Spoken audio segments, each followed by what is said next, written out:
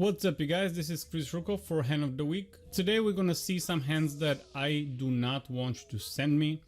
Hands are coolers and suckouts that some of them are stacked pre-flop. I just want to shed some light on the topic that no one likes to listen to bad beat stories, and for some reason people keep telling them and it's very annoying and frustrating. Instead of telling bad beat stories, learn from the story or put a note on the player and just move on with your life, move on with your game. Nothing happened, it's poker, it's not chess. When you get your aces sucked out, nothing really happened in the world, no one really cares, and you are the only one who put this situation and this spot on such a pedestal that it's not necessary. There is no hand pre-flop that will not lose. When you have aces, you're gonna win 8 out of 10 times on average, which means that you're gonna be losing 2 out of 10. With that said, let's go with the hands. Please stop telling bad beat stories.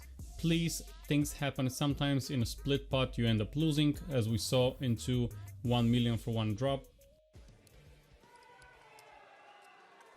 I am not gonna torture you and make you watch the whole 3.5 minutes. I'm just gonna skim through to the important parts. He is CEO of College Loan Corporation. I believe I owe him money. A raise to 225 from Katz.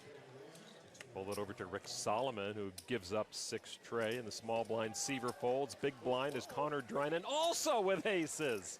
Well, the edge here goes to Katz because he holds the ace of spades, Lonnie, the prettiest card in the deck. It is indeed. And that looks like more than calling chips. There's a re-raise to 580,000. Katz re-raises to 2 million. That's a 4-bet. Save your money, kid. You can't win every pot. All in. Call. Bullets? Wow, you both have bullets. It's so sick. Can we just chop? It's just like that. Well, I mean, I'm not saying this could happen, but this is how I busted with 11 left in the 10K last week. Yeah? Yeah. There's the flop. 2 hearts. Third card now. Kings. Oh my God. It's another heart. This is getting serious for Drynan. And now the river card. No! I'm so sorry. Drynan flushed out of this tournament. Alright, first hand, we got aces on 5NL. Raise, 3-bet. We got cold 4-bet. Obviously, we're gonna go for something like 220. I've seen the hands before and I've gathered them to be for the specific topic, just to let you know. And that's all we can do here. We actually did the best we can and we cannot be happier. Move on to the next hand. I don't even look at the table. I don't care. 80% of the time I'm gonna win. So basically I'm gonna make $8 out of the hand, or I'm gonna be profiting 3 since we already put, $5 from our own money. And that's it. That's the spot is plus $3 or plus 60 big blinds. That's all you need to know. You don't need to delve more and be depressed and whine like a little female dog. Wow, what a shocker. Oh my god, let's go tell that bad beat story to all of our friends. Next very important thing I want you to know is you have to smash the like button for the YouTube algorithms.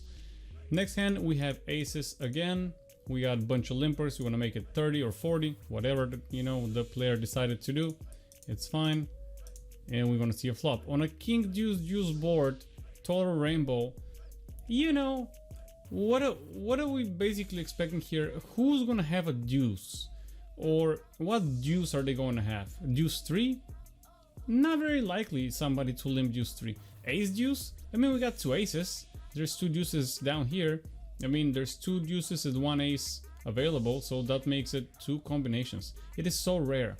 What else? Pocket kings? I don't think so. So what we expect here is somebody to have a king. We bet. We have 1 caller. I mean, again, the king is the only thing we expect. King, queen, king 10, king, jack, king 9, whatever he limped. We bet 135. Now, I'm not going to go on the sizing.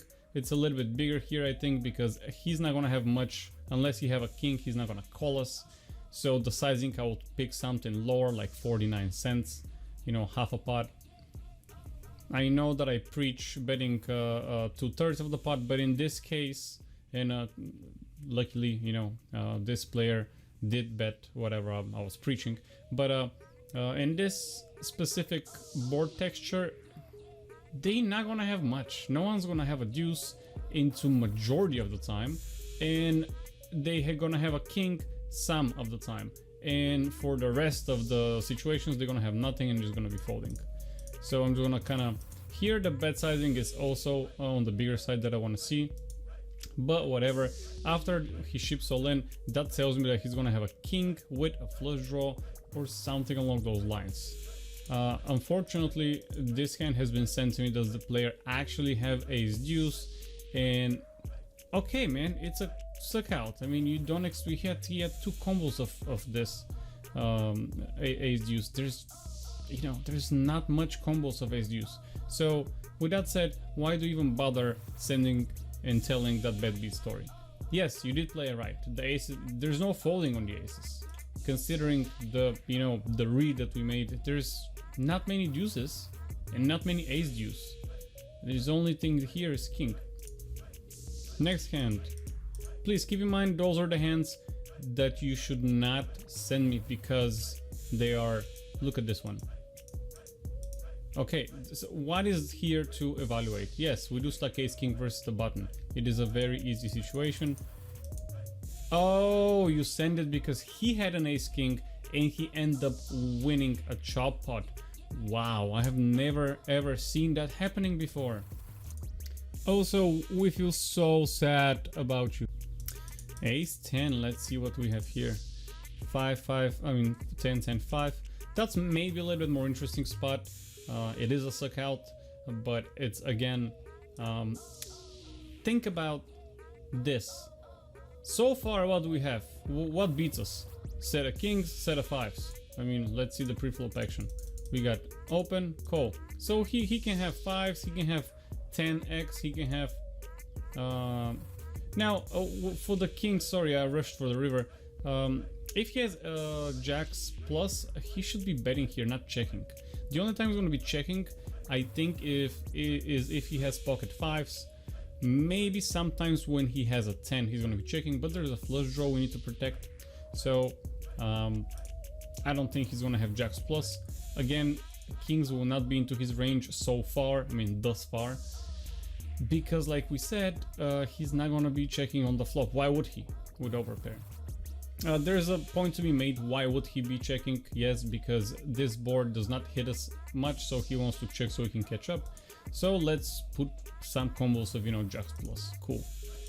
Checo. We bumped into the, what is that? We lose to pocket aces and pocket kings. I mean, obviously it's a race. If he has a 10, it might be a 10 king, it might be a 10x, might be pocket fives, which we beat. So it's a good play. I mean, I get it. He did kind of trick you here with the kings that he checked, that I definitely would not put into his range. But yeah, that hand is actually not bad that you sent me. I don't know why I put it into this chart. Maybe I put it by mistake, but that was a good hand. And last but not least, pocket kings, raise, 3-bet, 4-bet, 5-bet. And for some reason, there's a question, because some of you, please, when you send me hands, please add a question. For example, did I stack my kings pre-flop correctly?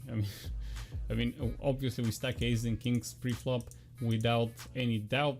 Oh wow. Okay, let me ask you this, guys, before you share a bad beat and annoy the next person with, hey, can you read this hand? Like, I literally lost my time looking at this hand.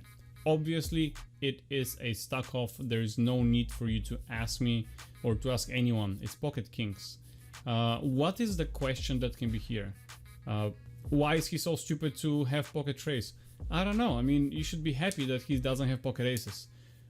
I really don't know what the question would be here. But before you share a bet beat, I hope this episode is good for those of you who share explicit bet beat stories. Please ask yourself the following.